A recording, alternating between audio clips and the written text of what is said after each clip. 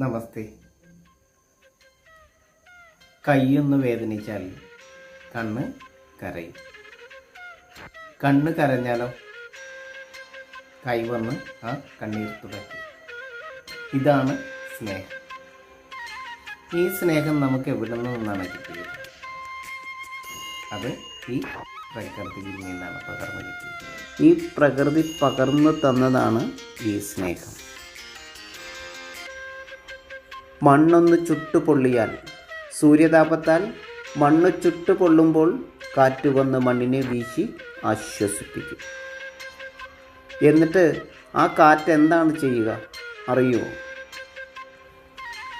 ആ സൂര്യതാപത്തെ ഏറ്റ് കടലിലെത്തി ജലത്തെ ബാഷ്പീകരിച്ച് നീരാവിയാക്കി കാറ്റ് വൈഷ്ണവ ശക്തിയാൽ ശീതീകരിച്ച് ജലത്തെ കൊണ്ടുവന്ന് മണ്ണിൻ്റെ മാറിൽ ചേർത്ത് വയ്ക്കും.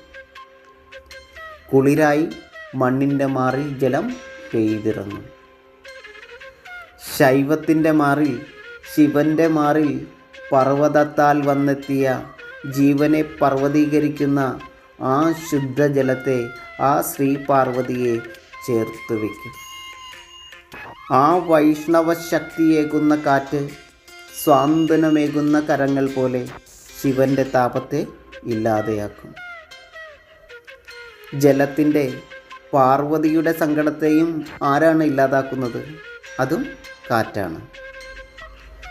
ജലത്തെ തന്നിലേക്ക് സ്വീകരിച്ച് ആവാഹിച്ച് ആ ജലത്തെയും കൊണ്ടാണ് കാറ്റ് സഞ്ചരിക്കുന്നത്.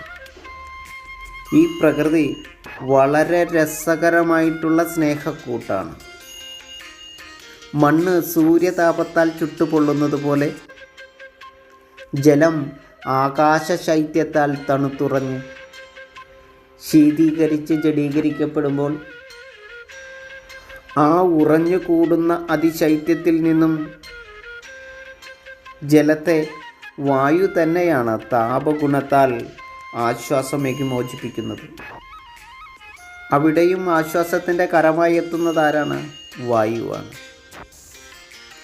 മണ്ണ് ചുട്ടുപൊള്ളുമ്പോഴും ജലം തണുത്തുറയുമ്പോഴും സ്വാന്തന സ്പർശമേകുന്ന കരങ്ങൾ പോലെ ഈ ഭൂമി പ്രപഞ്ചത്തിൻ്റെ എല്ലായിടത്തും ആ വായുവിൻ്റെ കരങ്ങൾ എത്തും. നമ്മുടെ ശരീരത്തിൻ്റെ എല്ലാ ഭാഗത്തും കരങ്ങളിലെത്തുന്നത് പോലെ ഒരു കൊതുക് കുത്തിയാൽ, ഒന്ന് പൊള്ളിയാൽ, ഒന്ന് തണുത്ത് മരവിച്ചാൽ, ഒന്ന് വേദനിച്ചാൽ കരം അവിടെ ഓടിയെത്തും. അതുപോലെ തന്നെയാണ് പ്രകൃതി. ഈ പ്രകൃതിയുടെ സ്നേഹമാണ്. പ്രകൃതിയുടെ ഡിറ്റുവാണ് നമ്മുടെ ശരീരം. അപ്പോൾ ആ പ്രകൃതിയുടെ സ്നേഹത്തെ അതുപോലെ തന്നെ പ്രകൃതി നമ്മളിലേക്കും പകർന്നു തന്നിട്ടുണ്ട്, ഇല്ലേ? അതുപോലെ തന്നെ പ്രകൃതി നമ്മളിലേക്കും പകർന്നു തന്നിരിക്കുകയാണ്. ആ സ്നേഹം, ആ സ്നേഹക്കൂട്ട് നമ്മളും നമ്മളുടെ മക്കളിലേക്ക് പകരണം. മക്കൾക്ക് ഈ പ്രകൃതിയെക്കുറിച്ച് പറഞ്ഞ് കൊടുക്കണം. നമ്മുടെ പ്രകൃതിയും നമ്മുടെ മക്കളും നമ്മളുമെല്ലാം ഒന്ന് തന്നെയാണ്, ഒന്നാണ് എന്ന് തിരിച്ചറിയുന്നവരാവണം. ഈ പ്രകൃതിയുടെ ഏതൊരു ജീവൻ്റെയും സങ്കടം കാണുമ്പോൾ നമ്മുടെ കരങ്ങൾ ചെല്ലണം, ആശ്വസിപ്പിക്കാൻ, തലോടാൻ. അങ്ങനെയുള്ള അനിർവചനീയമായ സ്നേഹത്തിൻ്റെ ഒരു വലിയ ബ്രഹ്മാണ്ഡ ലോകത്താണ് നമ്മൾ ജീവിക്കുന്നത്.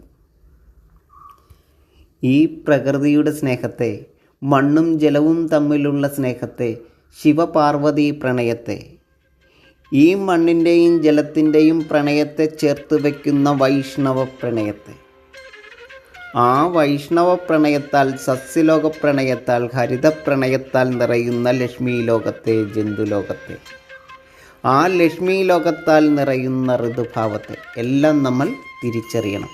തിരിച്ചറിയുന്നവരാവണം, നമ്മൾ പ്രണയിക്കുന്നവരാവണം.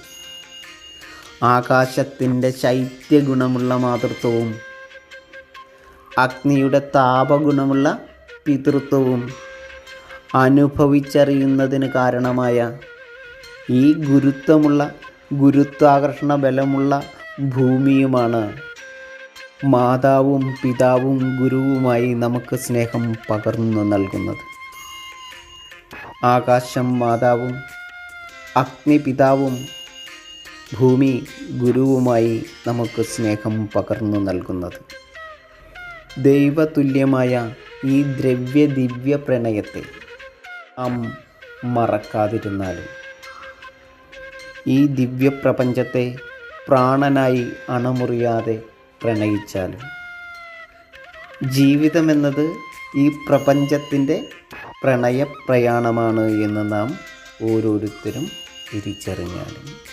നമസ്തേ.